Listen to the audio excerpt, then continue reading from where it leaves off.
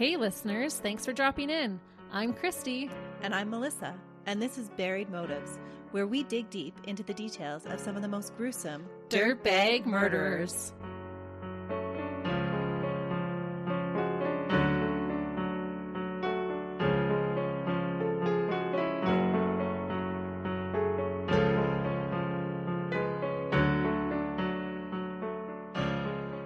Hey listeners. Welcome back to Buried Motives. Top of the morning to you listeners. That's so appropriate for you with your red hair. If you haven't guessed it, we're taking a trip across the Atlantic today. All for St. Patrick's Day. Yup. Tomorrow, all the green gets pulled out. We didn't do this when I was a kid, but I remember my kids building little leprechaun traps and trying to catch them. And then there would always be one classroom that the leprechaun hit, and they would kind of destroy the classroom a little bit.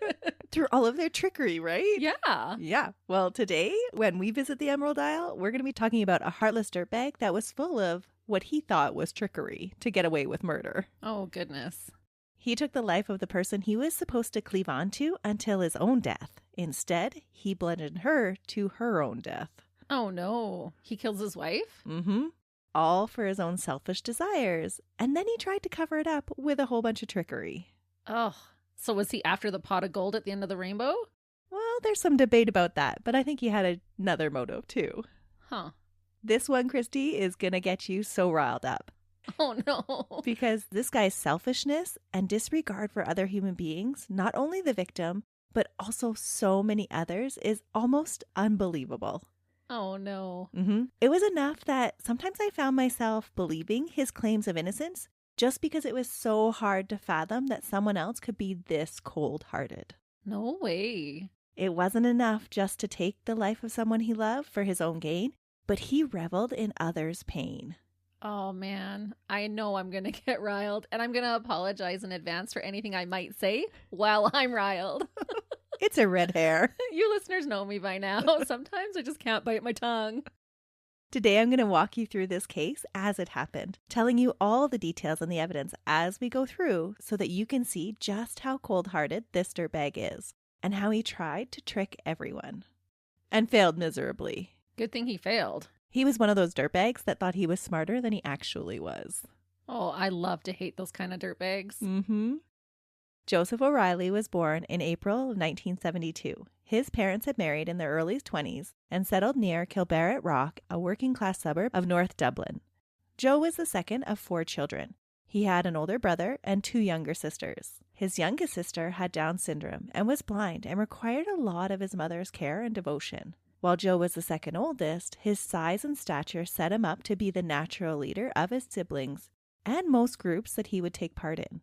As a youth, he had always towered over the rest of his family members, and as an adult, he would reach the height of 6'5". Ooh, wow. He was a big guy. That's tall. That's more than a foot taller than we are. As a teenager, he attended Greendale Community School. He was an athletic kid and liked to play football, and he loved Star Wars. It was during these years that his parents divorced, and this was not taken well by Joe. Joe Sr. moved to England after the divorce and had limited contact with his children after that. Aww. Usually it was just short conversations over the phone. And this presumably made Joe feel abandoned by his father because he became very vocal about the kind of father that he would be and how he would always stay in his children's lives. That's so sad when a child becomes neglected by their parent. I'll never quite understand that. Well, he moved to a whole different country. Which was a choice that he made, leaving his children behind. Mm-hmm. But even at that, if you move to another country, you can still put in the effort to be talking to them regularly, coming to visit, sending them to come visit you. There's definitely ways around it. And it seemed from Joe's perspective, his father did none of that. He just kind of left him all to his own. At 19, Joe was working for Arnott's department store. And there he noticed a beautiful girl named Rachel Callaly. Her height was what first struck him. She was 6 feet tall. Ooh. Mm-hmm. What a queen. I've always felt like I would be a little bit more beautiful if I could stretch up. You know, because if you took your compact little self and you stretched it up a few inches, that might be nice. And I wonder if it's one of those things that because we're shorter, that we would love to be taller. But I wonder if Rachel maybe sometimes felt that being tall wasn't the greatest thing. Yeah, maybe not. Mind you, I'm surrounded in my family by a lot of tall women, and they seem to love it. Not 6 feet tall, but still tall. Tall is where it's at. I always say just a few more inches would make my life a lot easier. Just to reach the top kitchen cupboards. Yeah, exactly. Where I don't have to use a stool or tongs to get things down. Well, when Joe first saw Rachel, this is what he noticed. He had overheard her talking about a softball practice, and he was determined to get a date with her. He showed up at her practice and then continually asked her out to the movies, another of his passions. And he would do this over and over again until he wore her down. And then she finally said, sure. Rachel came from a close-knit family. There were 5 children in all, and all were adopted. Rachel was the middle child. Her dad was a hard worker as a plumber, and her mom stayed home with the kids. Rachel was an athletic person, and that was the cincher for Joe. Baseball and sports were also his passion, and he thought this was a true sign. Rachel fell for Joe's persistence. He was just not a guy that would give up on anything. So he eventually was appearing a little endearing to her. Well, everyone wants to feel wanted, I guess. And as they dated, Joe was super attentive to Rachel. They both had similar interests, and they started to make plans together. And it seems they had similar ideas and plans for the future. Joe proposed at the top of the Eiffel Tower in 1994, and the couple were married in 1997, very much in love. And that's where the story should have ended. They should have lived happily ever after. They were this gorgeous couple, they had all these similar interests, but it wasn't meant to be. In the early years of their marriage, things seemed to go well. They were very much in love with each other, and they got along well with each other's families, which is such a huge undertaking when you're first starting out as a couple. That's an added bonus for sure. A couple of years after getting married, they had their first son, and then in a couple more years, they welcomed their second. Rachel had a difficult time during her pregnancies, having to be hospitalized during the end of each one of them. It was around this same time that Joe's career was starting to take off. While Rachel was home taking care of herself and the 2 young children, Joe was given a management position in the outdoor advertising company Viacom. This new promotion was the beginning of the end of Joe and Rachel's fairy tale. Oh no, his job? Well, it's not really his job, but it's what his job sets him up to be able to do. His job was to coordinate the company's posters division, which put ads on the sides of buses and in train stations. He also had to check up on the work of his colleagues and his employees. This involved going to the stations and bus depots to make sure that the posters were properly placed. He enjoyed the freedom of this new position, traveling to other towns, getting out of the house. This is something that Joe really liked to do. He liked to be an adventurer. There were friends of the couple that started to notice Joe's overnight absences for the supposed bus inspections that he was doing and started questioning the validity of them. Oh, so is he finding girlfriends in different towns and stations? Yeah. Aw. He starts to use his job as an excuse to explore relationships outside of his marriage. Oh, dirtbag already. And meanwhile, his young wife with their 2 young children is at home waiting for him. Yep. But at the time, Rachel's suspicions didn't seem raised at all. In 2003, with their growing family, the couple started looking for a more suitable area to raise their kids. They were living in the city of Dublin, and they wanted to move out to the country, where they had more space to raise their growing boys. They bought a 3-bedroom bungalow in Naul, a nice, quiet, family-oriented village just 28 kilometers outside of the busier Dublin area. Sounds perfect, to be honest. Yeah, the little town just looks so quaint. Aw. And their little house, it had this little picket fence around it. It just looked idealistic. So Rachel's thinking she's living her best life, not knowing that her husband is stepping out on her. And when I say they looked for a house, it really wasn't them. There were rumors that Joe took very little interest in this house hunting. He was already giving Rachel some signs that he was not interested in the life that she was building. Even though when they were dating, he had told her all these things that this is what he wanted. Yeah, because he was stepping out. It was actually Rachel and her father that found the little fixer-upper house and then presented it to Joe. Rachel would spend her time fixing up this little house for them, doing a lot of the DIY projects by herself or with the help of her brothers and her father. Aw, she sounds amazing. These were some of the first outward signs of a fracture in the couple's relationship. Rachel threw herself into the DIY renovations and making friends in the new area. She became an Avon and Tupperware rep on top of her 1 day a week job working at a solicitor's office. She started throwing barbecues to make friends and really started focusing on integrating into the community. Both Joe and Rachel started playing ball. This time, though, at Joe's suggestion, it was on different teams. What? So previous to their move, they had always played on the same ball team together. They loved playing baseball. Both of them were very active. Even after their marriage, Rachel played hockey and baseball for quite some time.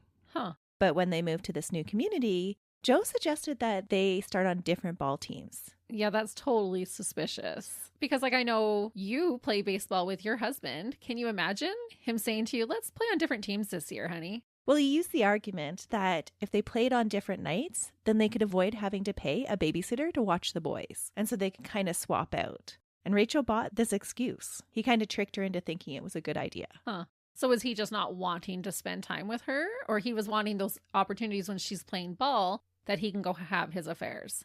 I think it's that he didn't want to spend the time with her. Oh, that's sad. Rachel became more vocal with her closest friends about her concerns that her husband was pulling away from her.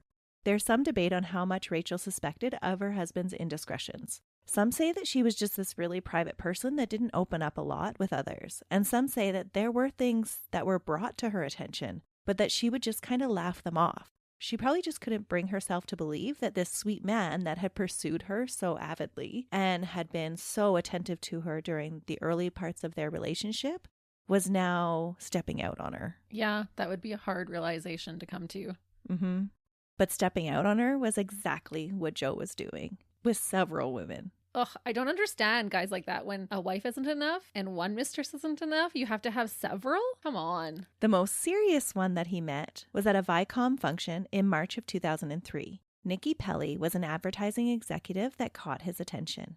They were friendly to each other during their first meeting, and then they parted ways. Joe began a relationship with another woman, Barbara, until she found out that he was married. So did he eventually start dating Nikki? Yeah. In January of 2004, Joe and Nikki met up again at Barge Pub on the Grand Canal in Dublin. Okay. And did he ever date multiple women at the same time outside of his wife? I didn't track all of his indiscretions that closely to tell if they overlapped, but it did sound like he was quite the ladies' man at the bars.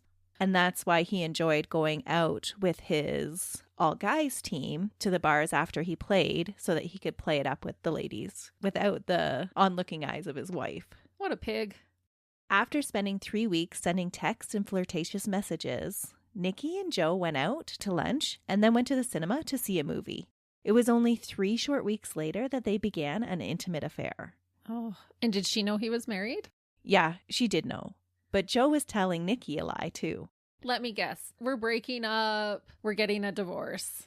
Along those lines. He was telling Nikki all about how horrid his wife was, that Rachel and him were having troubles, and they were pretty much effectively separated for over a year. And they even slept in separate bedrooms. Oh.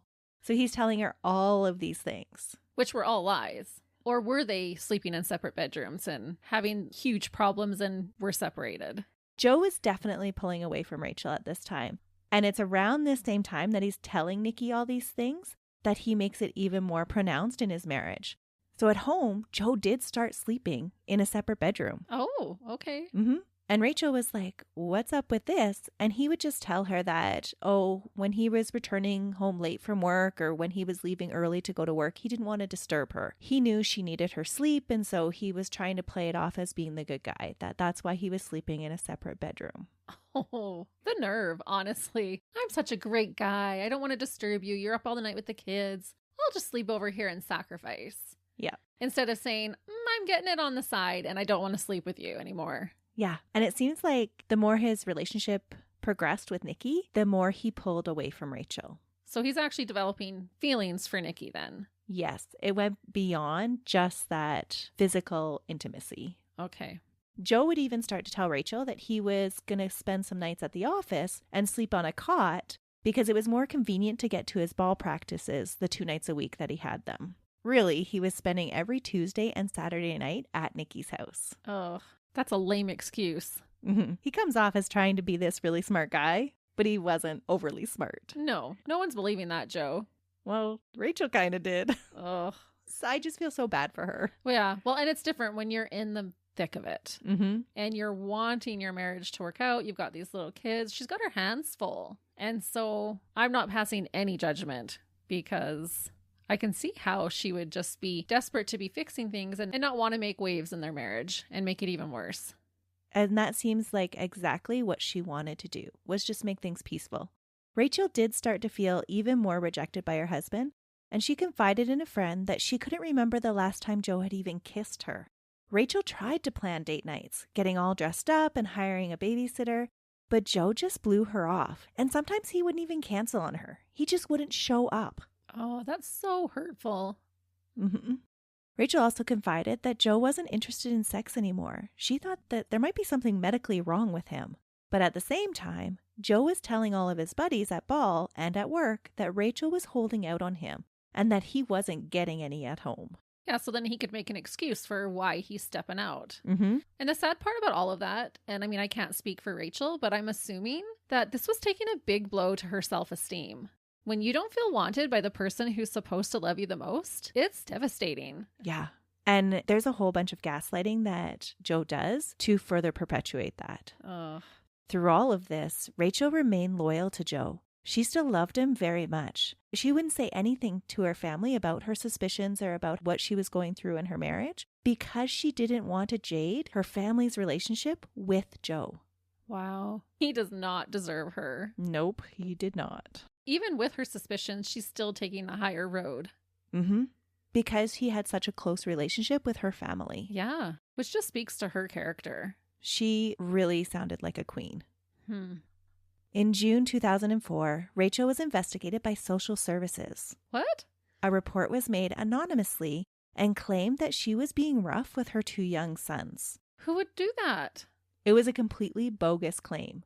Friends say that she was always a loving and involved mother. And social services came out, they did their investigation, and they didn't find anything suspicious. And they closed the file almost immediately. From 4 emails between Joe and his sister Anne, it was later found out that his mother was the person to call in the complaint at Joe's insistence. Joe's mom? Mm-hmm. Who got along really well with Rachel and could actually see for her own self that Rachel was good with the kids? Yep, but Joe convinced his mom to call in the complaint. Oh, that makes me irate. Honestly, little mama's boy is going to manipulate his mom into doing something that she knew was not truthful. Mm-hmm. And this just further undermined Rachel's confidence. And would have made Joe feel like, oh yeah, it's like egging him on. Mm-hmm. I just find this so hurtful that he purposely did this to make her feel less of a person. It was an anonymous complaint. It only came out after the trial that it was actually his mom that did it, and he perpetuated the investigation. So this whole time, she's actually thinking neighbors or somebody at school are seeing her do things and thinking that she's a bad mom. And what a gamble on Joe's part. What if their children had been taken away? Did he not even care about his kids? No, he very much cared about his kids, but he's trying to set the scene for something else. Oh. So there's these 4 emails that he sends back and forth with his sister that occurred right after social services did their investigation of the family. So it wasn't just Rachel that they came in and looked at. They also looked at Joe, but the complaint was strictly about Rachel, but they had to investigate the whole family. Yeah, of course. So in these emails, the names that he calls Rachel are absolutely disgusting. Not names that any husband should be calling their wife. Or likely any woman for that matter. Mm-hmm. But it is very clear that he's plotting to build a case for him to have sole custody when he leaves her. He also reveals his fear of being reduced to Mr. Weekend custody in the eyes of the state after the separation. Talking about the social services investigation, he wrote, quote, "Yesterday was my first personal indication of how much I will lose if I don't try different angles. After all, I'm only a secondary caregiver." So in the investigation, it had come out that Rachel was the primary caregiver. She was the one that stayed home with the kids. She was the one that provided the majority of the care because he left super early in the morning to go to his job. He was spending out late nights at ball. And there were 2 weeks of the night that he wasn't even bothering to come home. And so in the report, social services had labeled Rachel as the primary caregiver. And this just speaks to his selfishness because he's not even thinking about what's best for my sons. Oh no, he is completely selfish. Yeah, he's just thinking of, I didn't like how I was raised. I want to leave Rachel, but I want to make sure that I get the kids and she doesn't. And not even that she can be Mrs. Weekend, because he's wanting to just get full custody, it sounds like. Yeah, he doesn't want to share with her at all. Oh, which again is not what would be in the best interest of his sons. No, he is completely all about himself. Ugh. Joe admitted to his sister that his wife repulsed him and that their marriage was completely over. He wrote, "Me plus Rachel plus marriage equals over." In these emails, he also makes the statement, quote, "By all means, drag her fat butt outside and kick it into the middle of next week, but not in front of the boys. And don't leave any marks that can or will be used against you in a court of law." What a lowlife. It just shows that he wasn't above using violence as long as nobody got caught. Right. And this is all occurring in the summer of 2004. Joe's attitudes towards his wife had become toxic. He would berate her for her weight and purposely say things to undermine her confidence and create insecurity. He continued to pull away more and more. His disdain for his wife was growing more apparent to everyone around them. In a text to Nikki on September 5th at 10:33 p.m., Joe texted, quote, "Ditto my beautiful bride-to-be, XXX," Ugh. indicating that he had the clear intention of leaving his wife to marry his mistress. Insert puke emoji. Honestly. And it's so sad that he's turned his loving wife, who has done nothing to harm him, in fact, was trying to protect him by not telling people about how he's treating her, and he's villainizing her. He's taking all of this toxic energy and focusing it on her when it's you, Joe. You're the problem. Yeah, so say he did fall out of love with Rachel. He didn't want to be with her anymore. Then just leave. Yeah, and why be so vindictive? He's just cold-hearted. He does not care who he hurts. So cruel. On October 3rd, 2004, Rachel and Joe argued about their relationship. The blow-up had occurred because the children had talked about their daddy's nice friend, Nikki, to Rachel. He had the kids around his girlfriend? Could you imagine hearing your children talk about the mistress? No. He interjected Nikki into his children's lives. And there were several texts that he sent back and forth with her, like saying, "Hey, just me and the boys at the beach. We're just hanging out," trying to create a family with just him, the boys, and Nikki. Wow. According to Jackie, Rachel's friend, Rachel had previously confronted Joe and told him that she would get a divorce if he didn't give up his late night inspections that he always called them. Yeah, but we all know what he was inspecting. Yeah. It wasn't bus signs. No, definitely not.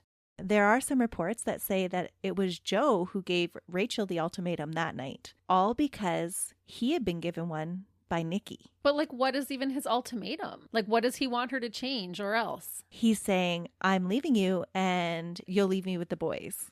Or else what? Yeah, I don't know, or else what. You can shove it, Joe. But the whole reason that he gave Rachel an ultimatum was because Nikki had told him she was going to leave him by November if he hadn't ended things with his wife. Oh, this is getting so messy. We don't know exactly what was said during that argument, but we do know that Joe wanted custody of his boys and that he did not want to become a weekend dad. Joe wanted it all. He didn't want to lose anything. We also know that Rachel actually was a loving mother, not one who would give up her boys without a fight. And she had been the primary caregiver and hadn't been the one stepping out, and would be the one more likely to be awarded custody if there was a divorce. Joe didn't like the options that he was presented when Rachel gave him the ultimatum that he had to give up his mistress or she was going to leave with the boys. Joe came up with an entirely different ending. At 5:40 on Monday, October 4th, 2004, the morning after having this huge fight with Rachel, Joe left his bungalow to go to the gym. On the way to the gym, he stops off to fill up his navy blue Fiat and gets a call from Nikki, the woman that he has been having an affair with for the last 9 months. They talked for 28 minutes on the phone that morning, and it would be the first of 8 calls, along with 10 other text messages sent that day. Between Joe and Nikki. Joe eventually arrives at his office at Viacom around 7:45 after going to the gym with a buddy. And there he makes plans with a colleague through email to meet after lunch around 2 p.m., telling him that he would be out of cell coverage most of the morning. According to CCTV footage, Joe left the office at 8:07 that morning. He had told people that he was going to the CIE depot in Broadstone, a short distance away from his office. He was going there to do some bus inspections. Instead, CCTV footage shows his car passing Murphy's Quarry near his own home that morning at 9:10, just a few minutes after Rachel had left the house to take the kids to school. Nowhere near the depot in Broadstone where he was supposed to be. Oh no. So he's going to go into the house and wait for her to get back? Mm-hmm. Oh. Based on that same CCTV footage that saw Joe's car passing near the house, Rachel's car is seen around 9:45 returning home from dropping the boys off at their school. It is believed that Joe was lying in wait in their bedroom and attacked her almost immediately as she entered the house around 9:45. Ugh. And police actually surmise that he called her name out to get her to come back into the bedroom. Oh my goodness. And she wouldn't have been suspicious to come home and see his car. She might have been curious, why is he home? Mm-hmm. And then to come in and have him say, Rachel, come into the bedroom here for a second. She wouldn't have thought he was going to try and end her life. No, she might have even been a little bit hopeful. They had just had this huge fight the night before. He had always took off early to work. He was always at work, and here he is showing up. So maybe she was even hopeful, being like, oh, maybe he wants to talk things through. We just had this fight. Maybe he wants to make up. Oh, true. Mm-hmm. Oh, that's really sad to think of that. It's so sad. Rachel was found with her car keys underneath of her. Presumably they were still in her hand when she was attacked. That's how quickly it happened when she came home. She didn't have time to put them down. Nope. Joe's vehicle is seen leaving the area at 9:59. In total, Joe's car was caught on 11 different CCTV cameras that day, tracking his movements. In that short time frame, he had used his powerful size to beat his wife. Rachel received 4 to 9 blows to the head. The weapon was suspected to be a dumbbell that was missing from the couple's gym set.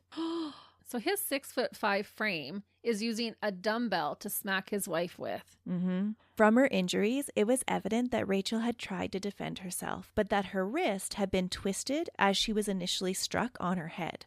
It sounds like he had grabbed her by the wrist and twisted her wrist and held her close to him as he struck her head. Oh, so she couldn't get away. She then received more blows as she lay helpless on the bedroom floor. He's a monster. How can you do this to the woman you once loved and who birthed your children? They love her. Yeah. And so even if you don't like her, just by the extension of your children's love, you would want her to be protected. Well, you would think, but not in dirtbag world. Well, Dirtbag Joe gets so much more worse. Oh. At 10:07, Joe is back on his phone sending messages. To Nikki. Nope, this time to Rachel. He sends a text to her that reads, quote, "You and the boys sleep okay? Wish Jackie a happy birthday for me, please. XXX." No way. Mm-hmm. So he's trying to cover his tracks. Yeah, he's trying to trick everybody into thinking that he's still this loving husband. And how cold and calculated is that? He's trying to set up an alibi just minutes after beating in his wife's head. And he's doing this even from the home. Like, does he not think they're going to be able to track where those texts were sent? He doesn't know that they can do that. And ultimately, that's what catches him. That seals the deal. Mm-hmm. Later, Joe would claim that he was by the bus depot in Philsborough when he sent this text message. But his phone wouldn't ping from that location until 10:38 that morning. Instead, this text had pinged off the tower closest to their home. And it's just such an eerie thought to think of him standing next to his wife's lifeless body, sending her a text just to try to cover his own tracks. Yeah, he had taken off and he was a few miles down the road, but right near their house. He was already sending this text. Wow. He left several more voicemails on Rachel's and their home phone that day between 11:52 and 1:45, trying to establish a believable story. The next message from Joe was at 11:52, saying, quote, "Hiya, Rach. It's just 12 o'clock. Ringing to see where you are. Obviously, you're just in Jackie's chewing the fat and not listening to messages from me. Give us a shout. Let me know how your morning's been.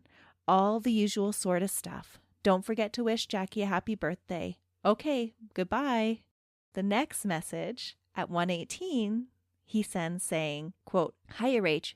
It's only I just got a call from Helen at Montessori.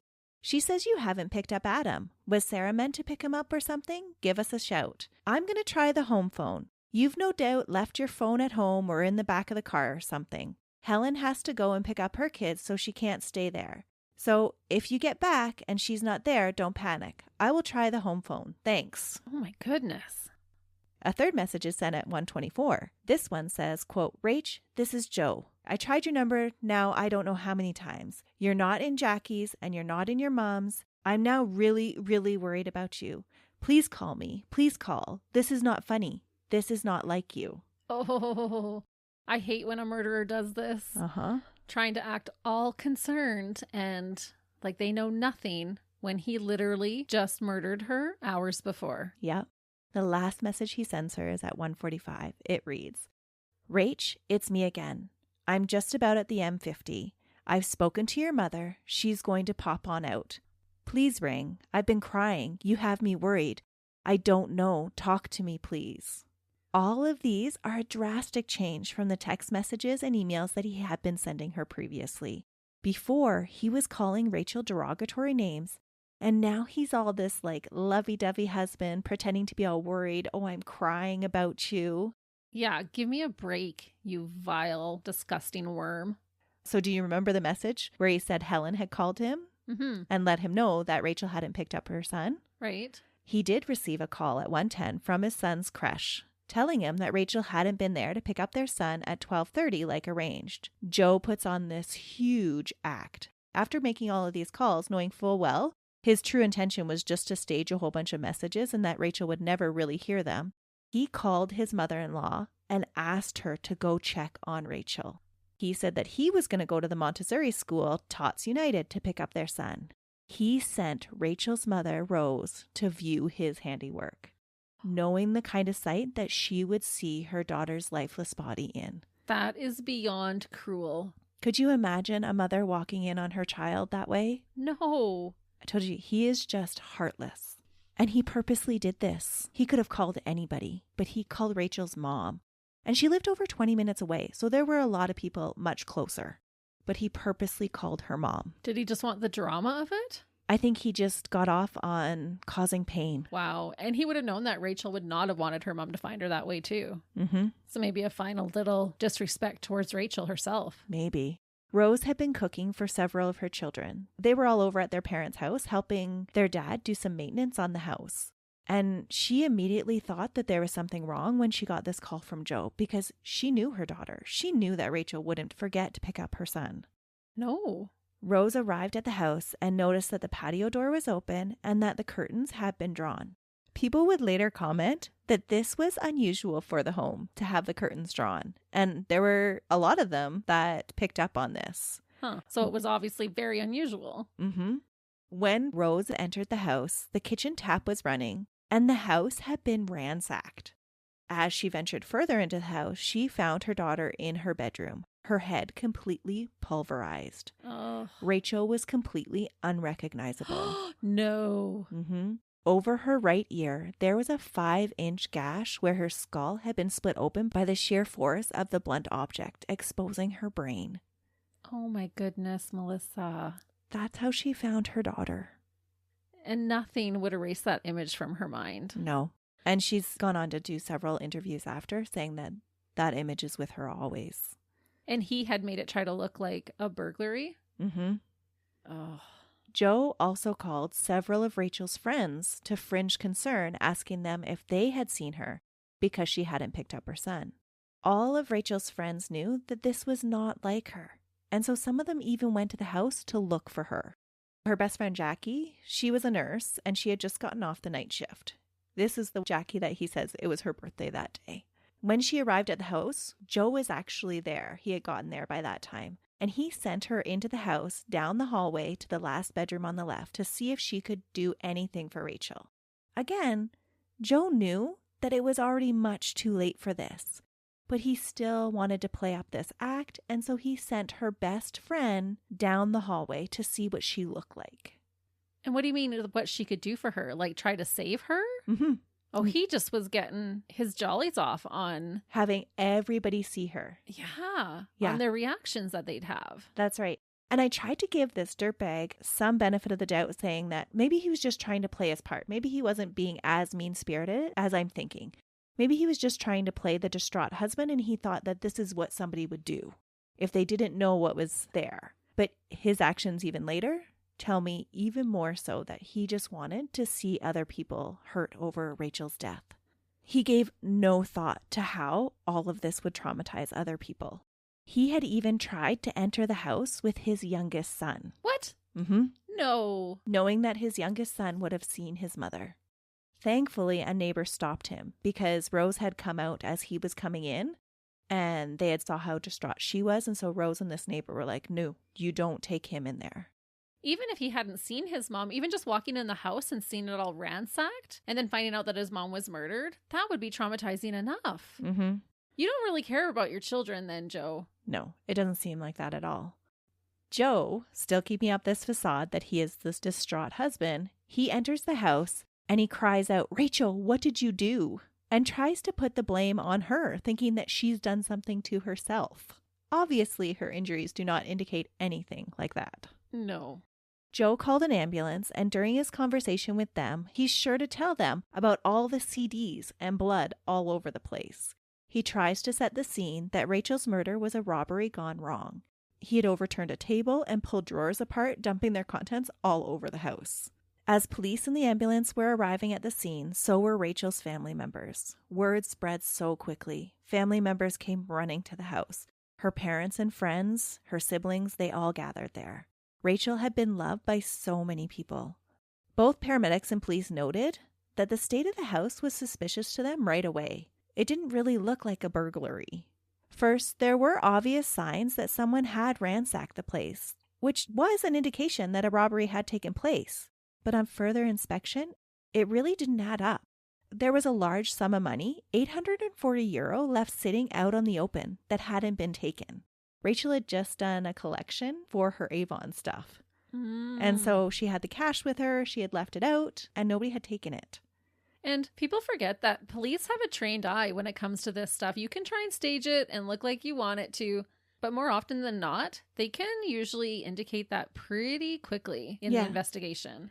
And that's what these police officers did. They went in, and even the paramedics were picking up on like, yeah, this is supposed to look like a robbery, but they don't dump out cutlery drawers. That doesn't make any sense. What's in a cutlery drawer that they're looking for? And really, as the investigation continued, they didn't find anything of real value missing. And what had been taken was soon found only 500 meters from the house just a few days later. A camera bag was found in a culvert near the house and was thought to have been very suspicious and not going along with the robbery story because instead of being thrown into the culvert, it had been placed there, so nothing in the camera bag was broken. Oh, because he wanted to get it back in one piece. Yeah. Well, and the other thing is, too, if this was just like a robbery, the way that she was murdered was overkill. That indicated passion and anger and a more personal interaction. Exactly. The dramatic amount of force that was used to kill Rachel was just that, overkill. And that usually implicates a lot of emotion. And it's just not found in a robbery gone wrong. No. Detective Pat Murray later described the scene by saying, quote, "You could see that there was severe force used to inflict that. So that poor woman had no chance whatsoever. Absolutely none. It was savage, cold, just unbelievable." And this is a seasoned police officer trying to explain this murder scene. Oh, well, if she wasn't even recognizable, I cannot even imagine how horrific that was. Mm-hmm. We've been doing this for a while, and I still can't understand how one human being can do something like this to another. Let alone to somebody that you once loved. Yeah.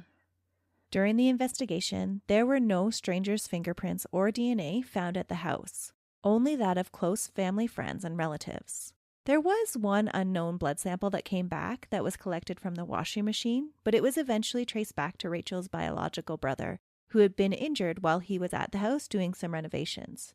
Rachel had reconnected with her birth mom and half-siblings in her late teens and had developed really good relationships with all of her siblings. So her brother had come to the house to help them build a deck, and he had injured himself while he was there. The blood fell down on the side of the washing machine and had never been noticed. And so when they thoroughly went through the house, they found this blood stain. And originally it was one that they didn't think had belonged to any of the family members, but they linked it back to him. So what police did find that was interesting was 2 different blood spatter patterns on the walls that were layered, indicating that Rachel had been struck and then struck again multiple times a short time later as she lay on the bedroom floor. So they had this pattern of she was hit on the head originally, and then it looked like there had been a few minutes that had passed, and then she was hit again. So they had these 2 distinct patterns. As police investigated the scene, Joe stood off to the side of the rest of Rachel's family. He just didn't meld in with that group. And later, he left the family and took the boys to his mother's house. When the guardie caught up with him at his mom's house to interview him more, he comes down the stairs having just had a shower. The clothes he had taken off were in the washing machine already, thanks to the help of his mom. Oh, that mom. But if you're trying to take care of your son, she's not thinking that he's done anything wrong. And so she just wants to freshen him up, I guess. I don't know. Yeah, trying to take care maybe. But why was he even allowed to leave? It's often the husband or significant other. Why did the police not even detain him then? Well, it sounds like the family was just so distraught and there were so many people at the crime scene that they were just telling people, go somewhere else. But the husband, he shouldn't have been allowed to just go somewhere else. It sounds a little bit bizarre. Like you would think that the person who discovered her, so her mom, and the husband should have been held back to be processed. They had done an initial interview with key people at the scene. And then because the boys were there, it sounded like the police let them go. And they're like, okay, tell us where you're going to be at and we'll come and see you then. Joe had previously been asked at the scene if Rachel might have been having an affair. And he had answered, no, neither one of us were having an affair. This had kind of caught the guardie's attention. So he was asked again about affairs. And again, Joe denies. The detectives take down Joe's phone number and confirm that he has had his phone the whole day. Joe originally gave Rachel's number the first 2 times he was asked for his number, which I thought was a bit odd. So when he left to go to his mother's house, the detective collected his phone number and Joe had actually given them Rachel's phone number. Which I guess they could explain like, oh, he was so distraught. It was just the first number on his mind. That's right. The detective then asks him for his shoes that he had worn into the house earlier that day because they needed to make a comparison to the footprints that they had found around the crime scene because they know he had went up to the body. He'd actually moved a box around the body as well. After a long time upstairs at his mother's house, he comes down with a pair of boots that he claimed to be wearing that day. Just before the detectives leave, Joe is asked one final time, "Are you having an affair?" And he answers a little more truthfully this time. He says, quote, "I did have an affair, but it's over. Things were rocky between myself and Rachel, but things are fine now," Joe tells the police. No, they're not. You just murdered your wife. He actually does tell them his mistress's name. He lets police know that he had previously had an affair with Nikki. But he was still in a relationship with her, was he not? Oh, absolutely. And I don't know what he was thinking because police go right to Nikki's house. Yeah. When police talk to Nikki, she tries to play down the affair despite there being clear evidence that the two have been in frequent contact that day with each other. She later claims that it was Joe that told her to do this. By the time of Rachel's funeral, there are some big suspicions for the police mounting against Joe. Things aren't adding up. He's lied about his affair. The crime scene isn't adding up. But there's no concrete evidence to tie him to the scene. And do you think Nikki had any idea that he was going to do this that day? There's nothing that indicates in any of the documents that she did, but I do have a hard time believing with that much contact during the day that she didn't know something was going on. Yeah. I wonder what her initial reaction was to find out that Rachel had been brutally murdered in her home. Nikki goes on to stand by Joe's claims that he's innocent. Really? So she's a dirtbag too. Yeah, I think so. Joe's behavior just continues to get more bizarre for an innocent man.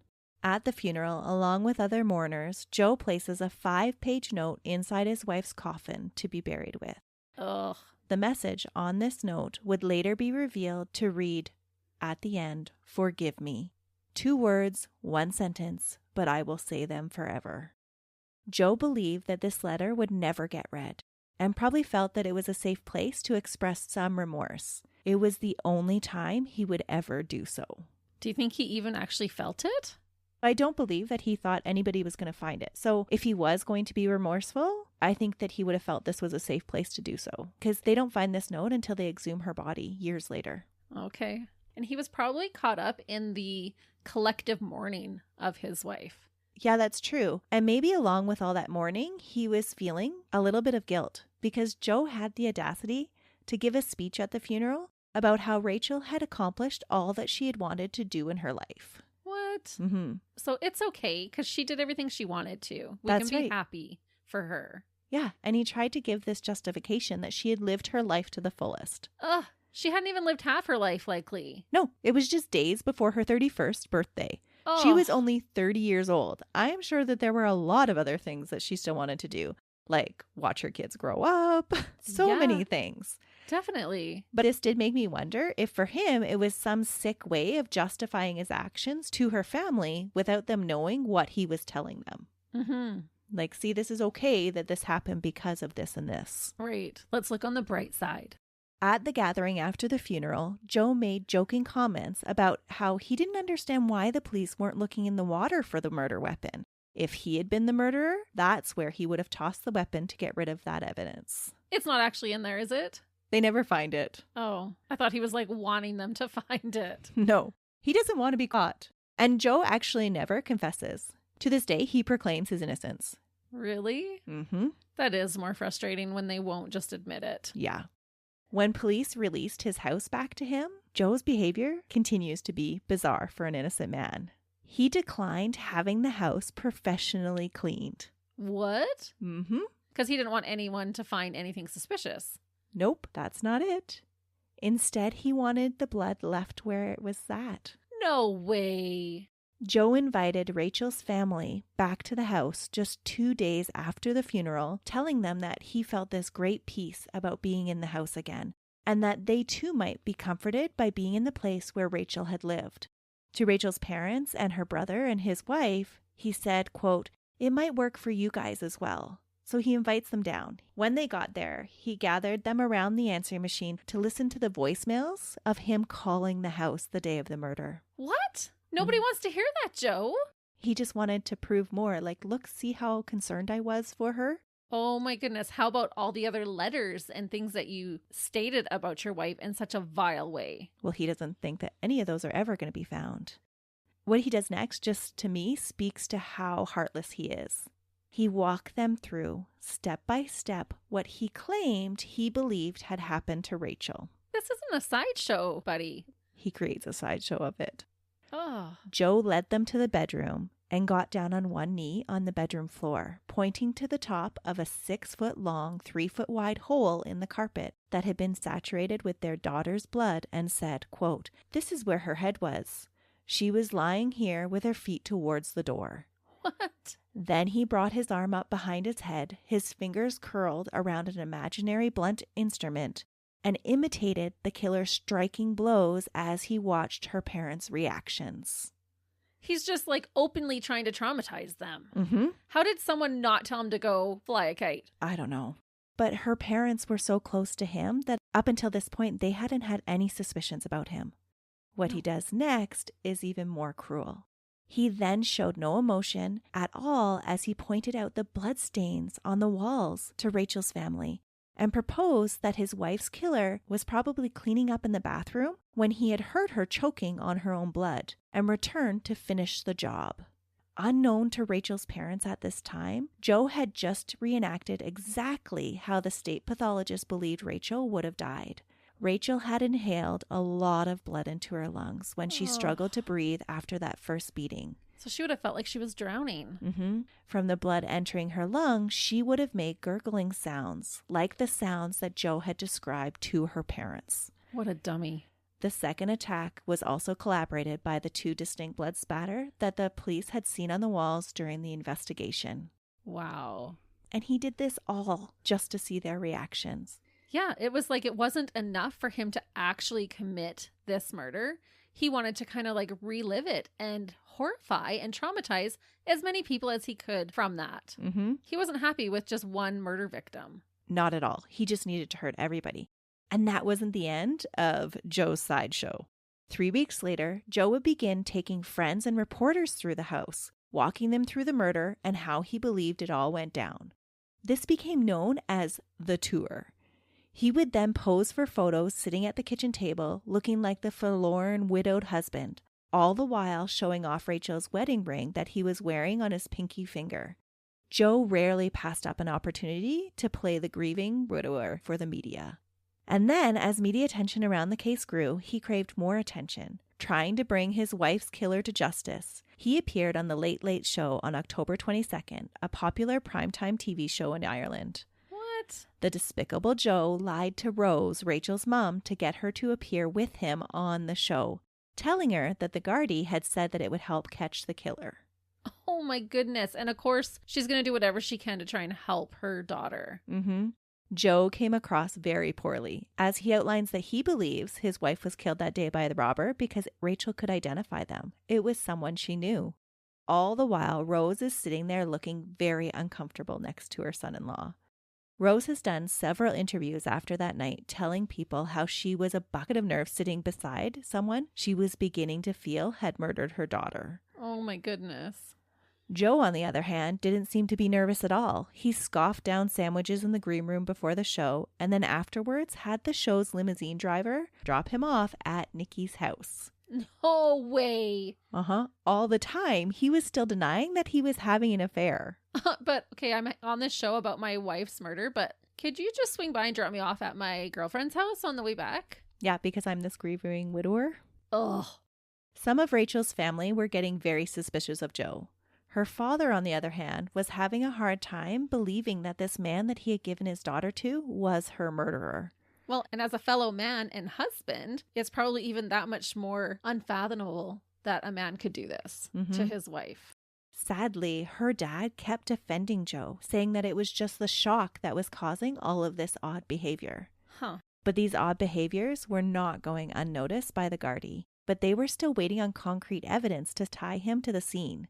They bring in Rachel's best friend Jackie to question her.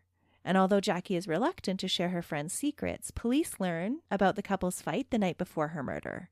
Police also learn about Joe's odd behavior just a few days after the murder when he called Jackie up and asked her to go out to the movies. What? While out with her, Joe had told her of a dream that he had had about murdering Rachel. But Jackie had just thought that he was just having nightmares. Okay. Like in a regular setting, that's not like so crazy. But under these circumstances, that is wild. Police also uncover all of those unflattering emails that Joe had sent to his sister. Good. While police found all of this very interesting, again, it wasn't proof of anything concrete. On several different occasions, they bring him in for questioning, but they never are able to keep him in custody because of the lack of physical evidence. The relationship between the guards and Joe become very hostile. After being brought in on March 4th, 2006, for questioning yet again, he leaves the station, giving the guards the finger. And I think it's good to explain that there's some past history between Joe's family and the Gardaí that might explain this escalation in hostility more than just being accused of killing his wife. Interestingly, Joe's maternal uncle, Christy Lynch, was wrongfully convicted of murder in 1976. He had confessed to the murder of Vera Cooney and Sandy Mount. He had been questioned for over 22 hours and made a forced confession.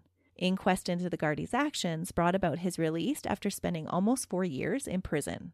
Wow. This, I think, would have created a lot of the attitude of distrust for the Gardaí and the court systems that Joe's family, especially his mom, expressed during all of Joe's trials. Yeah. They'd be like, oh, it's happening again. Our family's cursed. And I think that's why they so readily believed that Joe was innocent.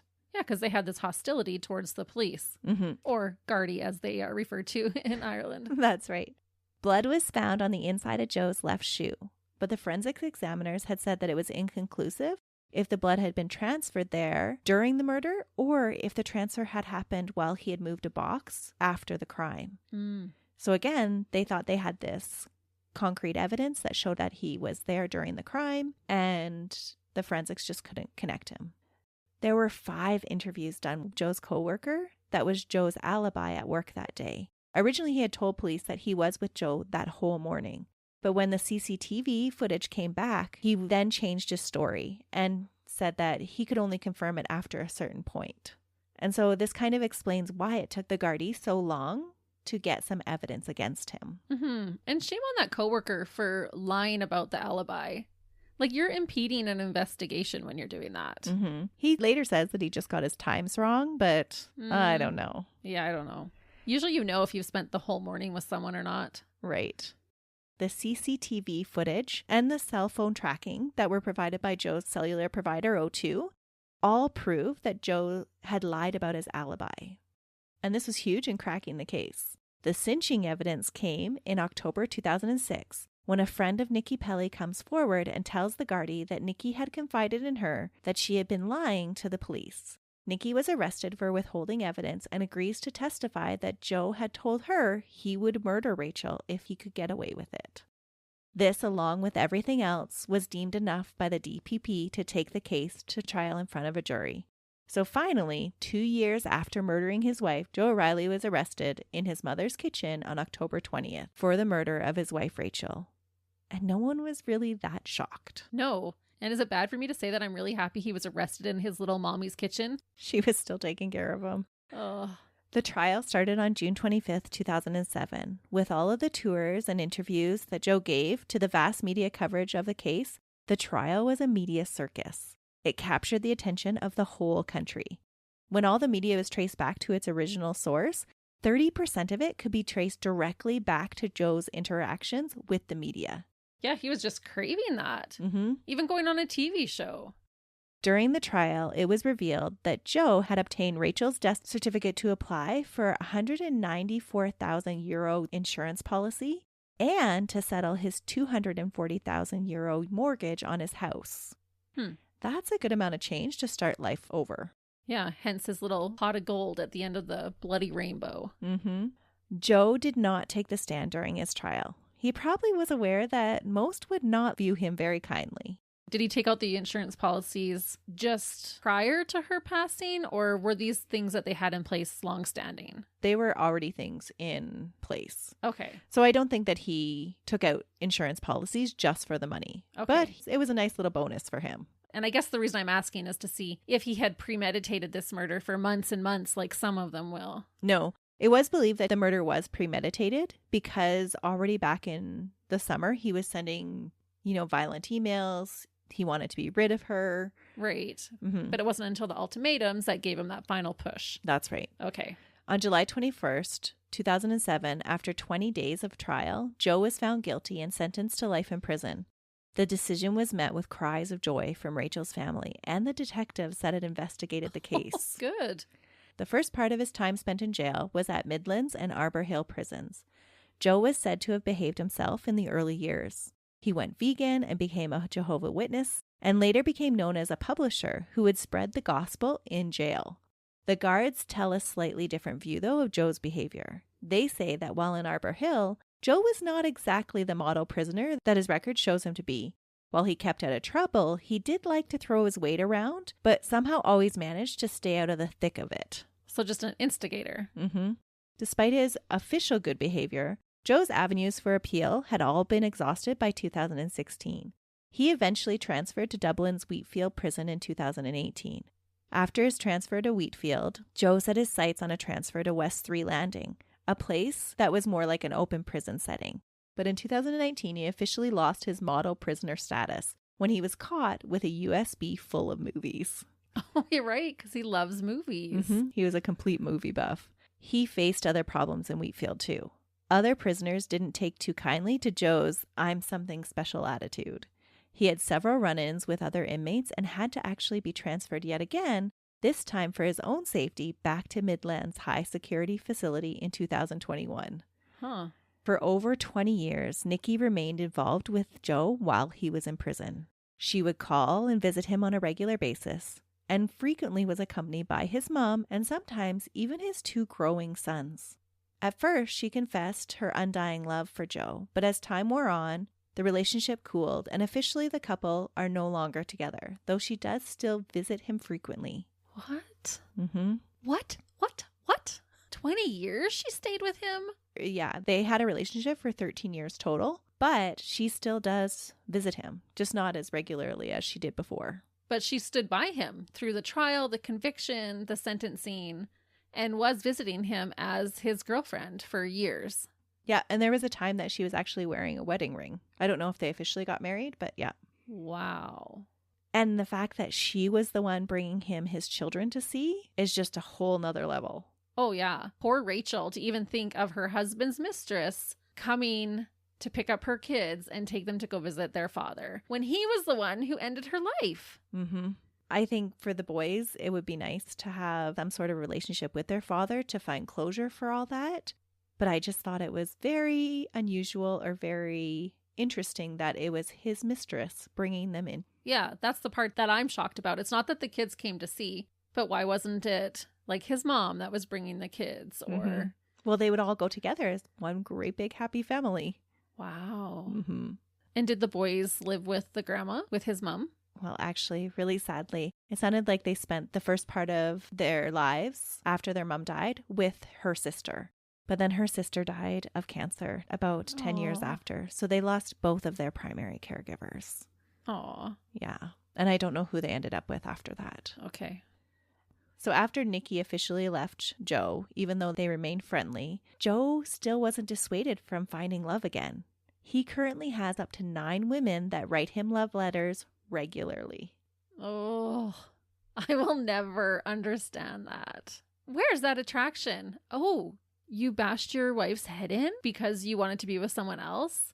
Oh, yeah, let me get in on that. It's just so bizarre. To this date, he has never admitted to killing Rachel and has never shown any remorse other than that little letter that he tucked into her coffin. A fact that just adds insult to her parents' grief that has not gotten any easier to bear over the years. The average life sentence prisoner in Ireland now serves around 19 years in prison. So if that's true and he serves 19 years, 2026 is just a few years from now. Oh, no.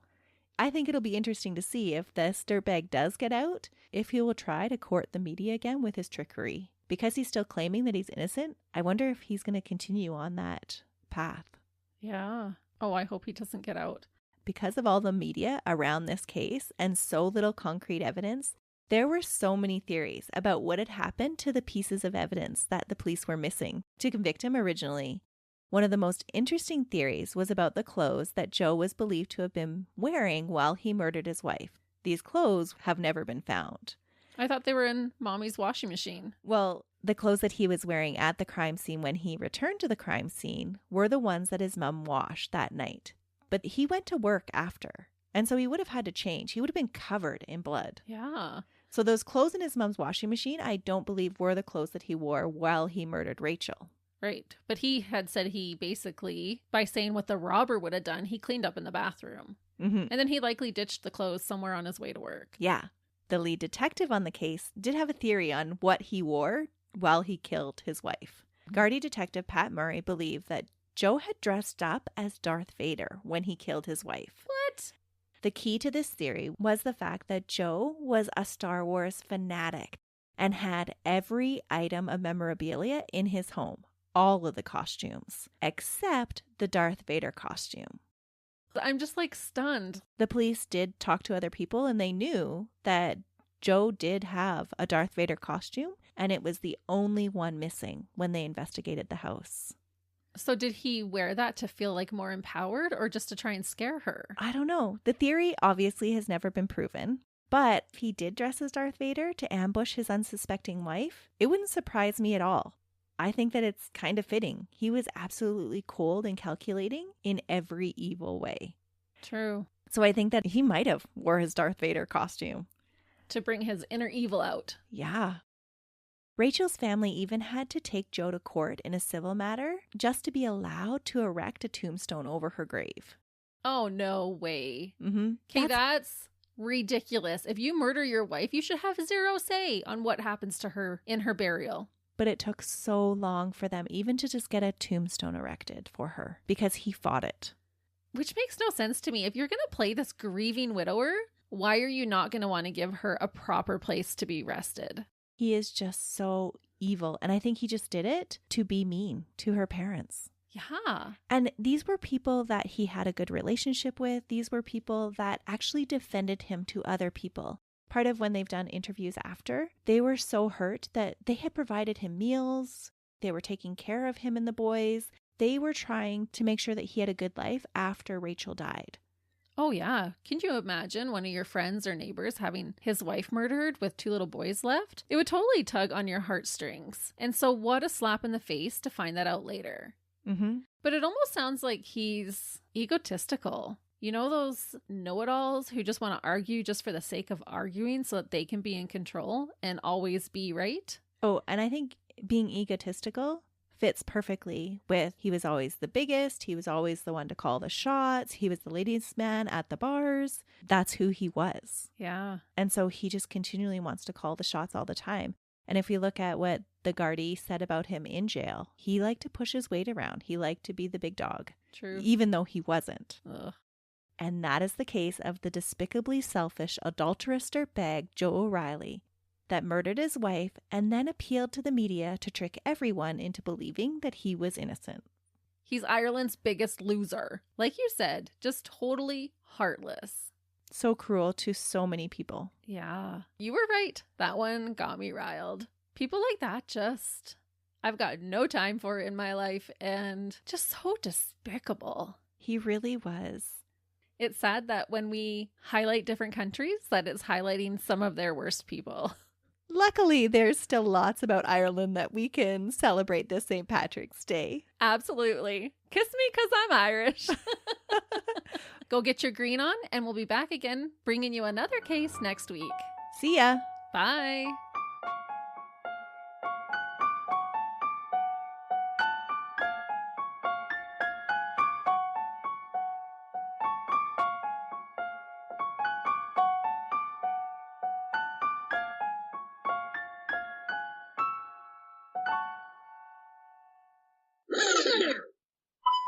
Hey, listeners. Welcome back to... I was going to say welcome back to St. Patrick's Day. Top to the oh, no. The Eiffel Tower in 1944. No, 1994. He's a time traveler, too? There were several people.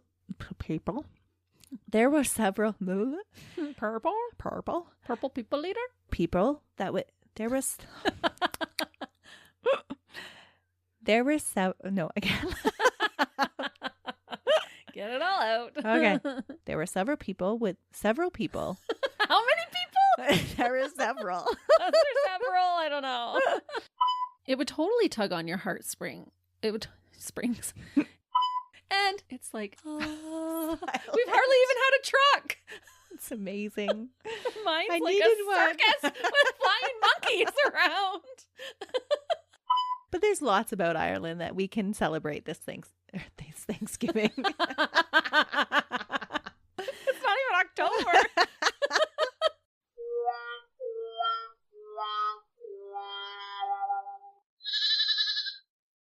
Another Sound Off Media Company podcast.